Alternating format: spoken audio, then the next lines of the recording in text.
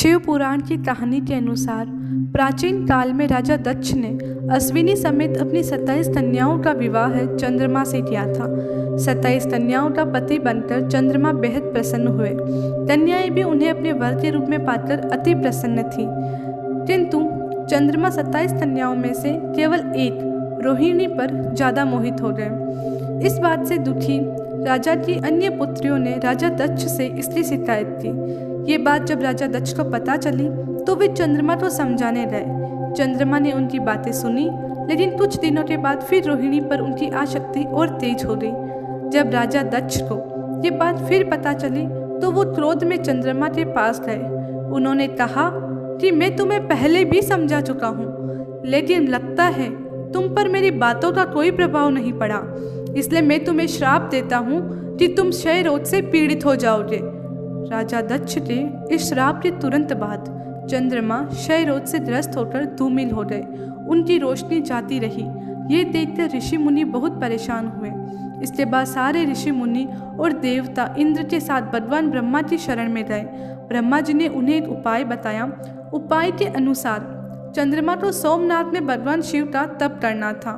उसके बाद ब्रह्मा के अनुसार भगवान शिव के प्रकट होने के बाद वो दक्ष के श्राप से मुक्त हो सकते थे।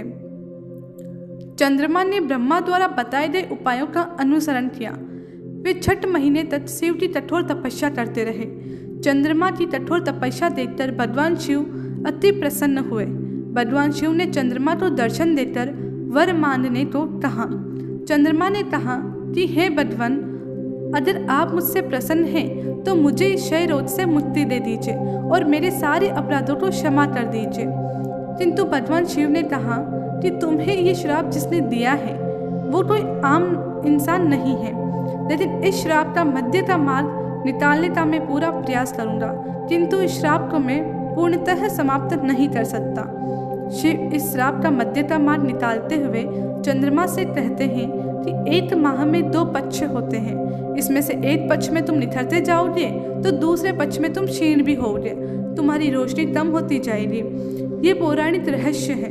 चंद्रमा की शुक्ल और कृष्ण पक्ष, जिसमें वे एक पक्ष में बढ़ते हैं तो दूसरे में घटते हैं। इसी कारण अमावस्या से पूर्णिमा तक चंद्रमा का प्रकाश बढ़ता है और पूर्णिमा से अमावस्या तक चंद्रमा का प्रकाश घटता है। इसी तरह की और रहस्यमय पौराणिक कथाएं जानने के लिए इस चैनल को सब्सक्राइब करें, और अगर ये वीडियो आपको पसंद आया हो तो लाइक और कमेंट भी करें। धन्यवाद।